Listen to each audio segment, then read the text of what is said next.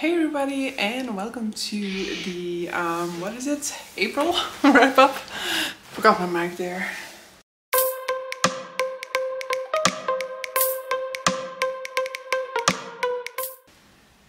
So welcome to the April wrap-up and welcome to the Magical Readathon wrap-up. So the first book that I finished this month so far is Kindred by Octavia Butler, which was a gift from Denise. Thank you so much for it. And this is also immediately a 5-star read. So this is a sci-fi book written by Octavia E. Butler. This is a book that tackles slavery. It is a time travel novel in which we are following a black woman who travels back in time and is basically called to one of her ancestors, and every time her ancestor, who turns out to be a white slaveholder's son, every time he is in danger, he subconsciously calls her to his aid. However, of course, being black at the time of slavery is a very precarious business, and so for her this is a very dangerous situation to be in. I really enjoyed this one a whole ton. I really loved this story, the conversations about slavery, the way in which the story developed, the sci-fi aspect to it as well, the time travel aspect definitely really created some interesting dynamics, and I really liked I just overall like the development of the story a whole ton. I also like that you basically start off knowing something that's like a huge impactful thing that's going to happen in the book at some point in time. And I always like when you get this sort of like huge teaser of a like dramatic moment and then you kind of make your way back to it to figure out how we got there. And yeah, I absolutely think this is an amazing read. I know it's definitely quite popular, but it could be more popular because this is a book that should be extremely hyped, that should be like everybody should be reading it because I think it is just that good. So I'm very happy to start off my month with this banger. I was trying to spread it out a little bit because this is the only book off of my official TBR that I have an audiobook for, but I'm just not able anymore, okay? I just had to listen, I just had to continue listening to it, I had to finish it. Hey guys, so we have actually on the same day of the previous clip I also still finished The Girl from the Sea by Molly Knox Aftertext, which was a really charming, cute little coming of age, coming out story about this girl who basically doesn't feel like, you know, she can be herself in the environment that she currently is in. She has she's part of a family that is like a broken household. Her parents have divorced. She is living with her mother and her brother. Her brother's kind of being a little bit like of an asshole from time to time, so they don't always get along as well as she would like to. But in any case, she's not out to her family and she feels like she cannot be out to her family. And she is part of a friend group at school. However, none of her friends know her true feelings, know that she is queer, and she is also kind of putting up a role when she is with them. But then one day she meets this girl from the sea and she has an instant attraction to her, and her whole plan of basically just like waiting until she's able to go to university and leave all of this behind kind of gets jeopardized as this girl kind of not forces her but kind of steers her in the direction of thinking that maybe it isn't about waiting until that time. Maybe she can have everything she wants right now if she were to come out now. I think this is a lovely story, touches upon a lot of themes that are very important around that stage of life, and I thought it was really cute. I really enjoyed consuming this one, and of course quite an easy read because of it being a graphic novel. The next thing that I finished, and this one I read, by the way, for the prompt, a pink book, so I had to use a color wheel and it landed on pink, and so this is the book that I chose for that. The next prompt for Magical Readathon that I tackled is the one where I had to use a random number generator to generate the number of letters that needed to be my title, and I got to the humongous amount of 29 letters, and with that I got to read Dalaga Dream Society by Mi Lee. This is sort of like low fantasy, I would say. Like, it's fantasy with low stakes, or maybe let's consider it more fantasy than sci-fi. Basically, we are living in this world which is basically the sort of like operative side of dreams. When people dream, they kind of transport into this dream world, and they visit what is basically a store where they can then kind of buy the dreams that kind of suit their moods, their needs, whatever. And at the beginning of the story, Peggy, our protagonist, is going to an interview, a job interview at this department store to try and land a job there. And throughout the book we discover different sides to the store, different sides to the operation of dreaming, and the needs that can get fulfilled with dreams, needs that can also be fulfilled, for example, with nightmares. It just thought it was a really interesting concept. I liked the execution for it. You know, it doesn't go into, you know, it doesn't like blow you away or anything like that. It's just like a perfect sort of like cozy little read, and I definitely enjoyed reading it and you know, exploring this concept of the dream world. I thought it was a really nice read. Yeah, and with that we are up to date with what I've currently read. I will now also share a visual, because I feel like I can only start this book once I've shared this visual, to indicate that I'm not cheating here, even though you have no way to actually prove that I'm waiting to read this before sharing this visual with you, but okay. And so that is my visual for To Shape a Dragon's Breath. For this book I have to make a bingo prediction. So I have to make a bingo board of predictions that we will see whether this book ends up completing any of these predictions. We'll see how well I am at predicting this book. I will say that I am going into this book and into most fantasies with such a sort of like blank slate. I try to go into everything without anticipations. So I actually found this to be really hard, because, you know, I try to avoid making assumptions about what a book is going to do. And so I would say that these assumptions are just like random things that I could think of that could potentially be in that book. It's not necessarily a wish list of what I want to see in there. It's just like me making random predictions, and we'll see whether the book fulfills them or not. Whether I get if I get a full bingo card, that's not necessarily going to be positive for my reading experience, because some of those things on there, for example, I'm not entirely rooting for them to be in the book, for example. But so yeah, let's check in with you guys when I've finished something else, which is hopefully still going to be today. Hey, so I finished 2 more books yesterday when I said that I was going to, so finally I'm done with some of these, because these are 2 books that I started at the very beginning of the month. So, and that would be, like, first off I'll talk about the physical one, which is Unwell Women, A Journey Through Medicine and Myth in a Man-Made World by Eleanor Cleghorn. Really great book. Like, I didn't give it a 5-star in the end, but like I really was debating. It's really like close to it. Let me just put my mic back on.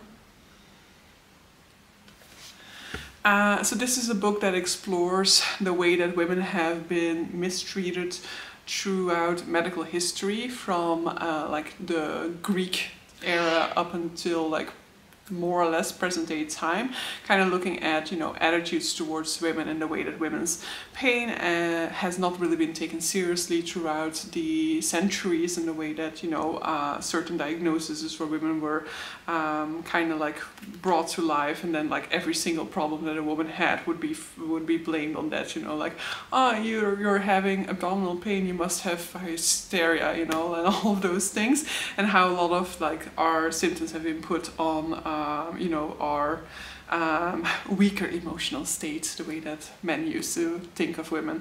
And I found this to be really interesting, really female rage inducing.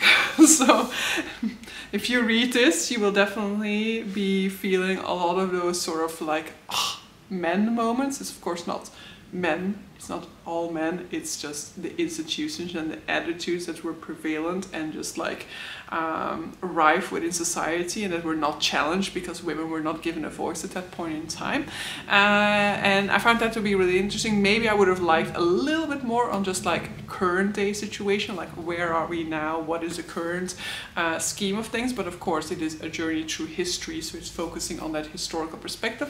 What I also really liked about this one is that it doesn't just like look at the female perspective and like avoid any other sort of talking about any sort of other minority. It definitely also talks about the impact to other minorities and focuses on black women and the way that black women have also been let down by a white woman feminism, for example. So it also does not shy away from, for example, when talking about certain improvements that white women were able to achieve, to then talk about some of the problematic views that those women might have had about the role of black women in society, for example.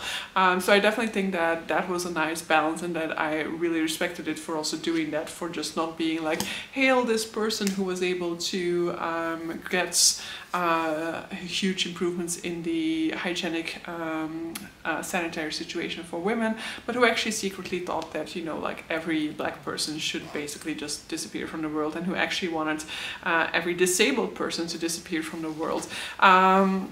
So yeah, I really enjoyed this one. Enjoy saying a lot because of course it's a really like anger-inducing book, but I do think like it's super important of a read, and I actually really hope that like future doctors would need to like would be like forced to read this book at this point in time, because it's definitely like, for a modern day perspective, a lot of I don't fear that people reading this nowadays are like, oh, actually those attitudes from those doctors from the 16th century sound super normal and really like logical. I do expect that people reading this nowadays will be like, oh, Jesus, what did people used to think?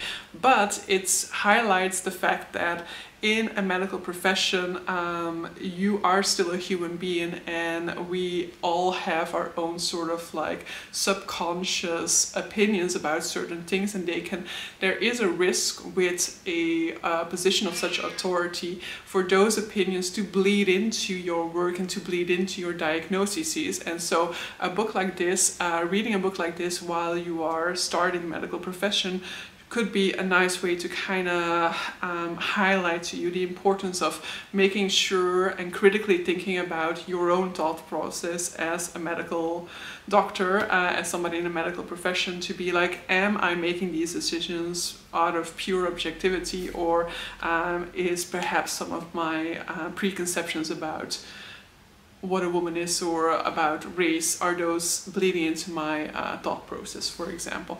I mean, this is a case for everybody, but I think because of its medical background and because of its subject matter, this definitely is something that I hope doctors will be reading nowadays and reflecting on their own decision making as a consequence of that. And then the second thing that I finished in the meantime is Seeds of War by João F. Silva. I have debated a few times whether I was going to put this one down, because I was making my way through this really, really slow. And at the end of it, I'm still not entirely sure whether it was like worth it for me, but it also, like, there are definitely things about this book that I find really interesting. And so when I finished it, I definitely felt like I wanted to go into book 2. So I do think that I am going to be continuing with it, but it's just not like an overwhelming success yet. So this is more or less a grimdark fantasy in which, like, I'm saying more or less just because I don't really have much experience with grimdark except for like the blade itself. So because I've only read like one book in grimdark fantasy, I don't really know whether I should be categorizing this as grimdark, but it's definitely a sort of world that is bleak. Our characters are definitely like flawed individuals, like none of these are people you can 100% root for, and it's definitely giving that sort of feeling of a moody, dark, gloomy world. And so we're following mainly 3 perspectives. So we have the perspective of Gimlor, who is this woman who has basically made a new life for herself on this new continent that was created 10 years ago or so because of events that unfurled, and she set out to basically like start a new life there. She now has this community with people around her who are basically all sort of like outcasts from other civilizations who've decided to settle there and make a new life for themselves. However, they've uncovered something, a resource that is quite valuable, and so now their peaceful existence on this land is in jeopardy. The other perspective that we're following is Orberesis, who is a person who is basically pretending to be a god. He, 10 years ago, used some overwhelmingly strong magic in order to create this new land that I talked about earlier. And even though he doesn't really have control of this power anymore, he is revered as a god as a consequence, and he is basically leaning into that because he suffers from like daily pain, daily migraines, and he wants a cure for that. And if he can hang on to this sort of like god cult and stuff like that, he is able to infiltrate important places, and thus more likely he'll be able to find a cure that way. And then the third perspective that we're following is a smokesmith. Smokesmith is basically the magic of this world, and they are people who can inhale smoke, and that makes them so like super powerful, for example. And a lot of these smokesmiths also have like an individual unique talent. And we are following a smokesmith called Red now, who is the leader of a mercenary band called the Leith, and he basically is about to retire from this life. He is haunted by the voice of his sister who passed away, and he has to make a decision about who he's going to pass leadership on to. Now, I enjoyed this book. I definitely think it has its flaws. It's self-published. There were quite a lot of cases where I felt like the word structure, like the phrase structure was like incomplete, like the beta readers hadn't really noticed the errors that were in there and corrected them in time for it to come out to the public in this form. But yeah, as it is self-published, I don't really necessarily blame that on the author or anything like that. I just feel like it definitely was noticeable. It happened quite a few times within the book, and so it definitely did like take me out of the story whenever this happened. But story-wise, I just feel like it took me a long time to get through it, and maybe that is just grimdark fantasy because I also had that same sort of thing when I read The Blade itself. But I do feel like this one works better to me than The Blade itself did, because at The Blade itself, in the end, I was just like, you know what, I could actually like go about my life without ever knowing what happens to these characters, and I would be perfectly fine. And to some extent that is also the case with these characters, though I have a little bit more of an interest in figuring out like what's going to happen now, because I just feel like I don't know where it's going, and I want to kind of know what's happening. So yeah, I do think I'm going to continue. It was a little bit more of a struggle to get through, but in the end I do feel like it had its merit, and I did enjoy the choices it made and the type of real characters that this story presented us with. Hey guys, I finished another book. So I finished Feybound by Sarah Ellery, another book that does not help me out with magical readathon. However, I do believe that I am going to be able to potentially finish my magical readathon TBR after all. We'll have to see, fingers crossed. But yeah, I am now working on my final 3 books that I need for that, and I am like about a quarter of the way through all of them, with 1 final weekend and then 2 evenings, 3 if we count today's evening still included, so potentially we can still make it work, we'll see. But so Feybound is a first in a series, new series. It is, this book is out at this point in time. This is a Fey book, as the title makes you realize, and that's also why I feel like I can kind of go a little bit further into the synopsis than I maybe otherwise would have, because you know you're going into this book expecting fae. Because at the beginning of this book, basically we are introduced to two main characters mainly, which are two sisters, Yiren and Lettel, who are both elves, and they are part of one of the elvish tribes, and there's this sort of like, I think it's called the Forever War, where elvish tribes are kind of battling it out for resources, as basically most of them are suffering and there's a lot of hunger in this world. And so Yiren is the youngest general. She just becomes the youngest general ever within her elvish tribe when she basically makes a sort of like rash decision in her first campaign, a rash decision that is based off of a prophecy that her sister makes that she will find her glory to the east. And in that conflict, a whole ton of people end up dying. Yiren, as a consequence, is banished from the society, is banished from her tribe by basically her lover at that point in time. And you know, she needs to find a new path in life for her. Lettel decides to follow her sister and is basically being protected by one of Yiren's loyal soldiers. And very early on into their journey, it's clear that they have quite a lot of attraction for one another. Yiren then ends up accidentally falling in the hands of a group of fae, which is surprising because everybody thought that all of the fae had passed away.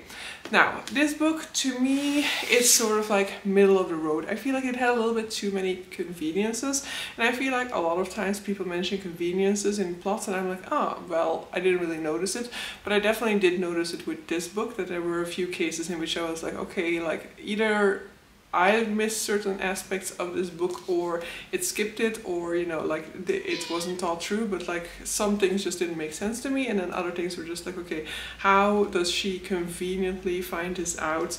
Whereas at the same time, but there are a lot of conveniences where the plot kind of like suits the purposes of the story, but there are also a whole ton of cases where I was like, why are you only now finding this out? A few cases where I was just like, the first time that this happened, I was generally kind of like confused, like, oh, we weren't supposed to like have figured this out already? I thought it was like heavily implied at the very least already that that was what it was. Like that were the implications of a certain thing, and so to have it then spelled out a few chapters later to me was like, oh, okay, like I thought that this was already established, and like so now having this sort of like impacts of the characters realizing was just like, okay, but like, yeah, okay, you're only getting this now. And I think that there's like literally a moment somewhere towards the end of the book where one of the characters is like, how am I only realizing this now? Which really made me go like, yes, how? How did you just realize this now? So there is quite some naivete with the characters as well, which to some extent did irk me. And I think my main complaint with this one is that I did feel like, especially the middle section of this book, was a little bit too romance heavy. I originally assumed that like we were gonna have a romance storyline with one of the characters, but we basically have a romance characters with both of these characters, so the middle section of the books is just like hormones. And I was just like, yeah, okay, can we just go back to the plot, please? So yeah, a little bit middle of the road about this one, and so not entirely sure whether I want to continue. Like one thing that was it was annoying me throughout, I thought was already going to happen, or like we were going to be proven how naive she was within this book, but we aren't, so we're going to be proven how naive she is about that in book 2, and I just don't know whether I can handle it at this point in time. But so yeah, that's the most recent one that I finished, right? I don't think I finished anything else since last talking to you guys, so yeah.